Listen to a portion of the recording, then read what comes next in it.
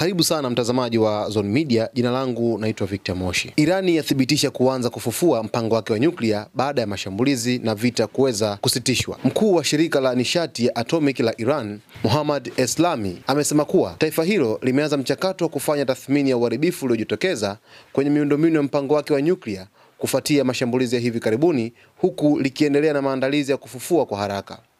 Kupitia taarifa iliyochapishwa na shirika la habari la Mer News, Eslami amesema kuwa hatua za awali za kukabiliana na athari za mashambulizi hayo tayari zimechukuliwa na kazi ya kutathmini maeneo yaliyoharibika inaendelea. Tumeshachukua hatua zinazohitajika na kwa sasa tunathamini maeneo yaliyoharibiwa, alisema Eslami. Amesisitiza kuwa maandalizi ya kuimarisha tena uzalishaji na huduma katika vituo vya nyuklia yalikuwa tayari yamepangwa kabla ya mashambulizi, ikiwa ni sehemu ya mikakati ya tahadhari ya Iran. Maandalizi ya ukarabati yalikuwa yameshapangwa mapema na mpango wetu ni kuhakikisha hakuna usumbufu wowote katika uzalishaji na utoaji wa huduma, aliongeza. Kauli hii inakuja wakati ambapo Iran na Israel zimeripotiwa kuingia kwenye mvutano mkali wa kijeshi, huku baadhi ya mashambulizi yakielekezwa kwenye maeneo nyeti ya miundombinu ya Irani ikiwemo vituo vya nyuklia. Hali hii inaibua maswali mapya kuhusu mustakabali wa makubaliano ya kimataifa kuhusu mpango wa nyuklia wa Iran na namna ambavyo taifa hilo linaendelea kujibu mashinikizo ya kimataifa na changamoto za ndani ya kijeshi na kiusalama. Irani imeamua kufanya hivi kufuatia sababu zilizoainishwa baada ya mapigano kuweza kusitishwa rasmi kutokana na hali ya tahadhari ambayo imewekwa katika Mashariki ya Kati, lakini vile vile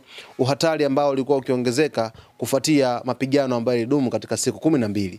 Sasa mapigano yamesitishwa rasmi. Serikali ya Israel pamoja na Irani zimekwisha toa taarifa yake, lakini vile vile Irani imerejea tena sasa kuanza kufufua vinu vyake vya nyuklia ambavyo vilivyoharibiwa. Sasa hivi tathmini inaendelea kufanyika kupitia mkuu huyu wa shirika la nishati ya atomic la Irani, Mohammad Eslami, amethibitisha hilo. Hii ni Zone Media, endelea kutufuatilia ili kuweza kuhabarika zaidi. Jina langu naitwa Victor Moshi.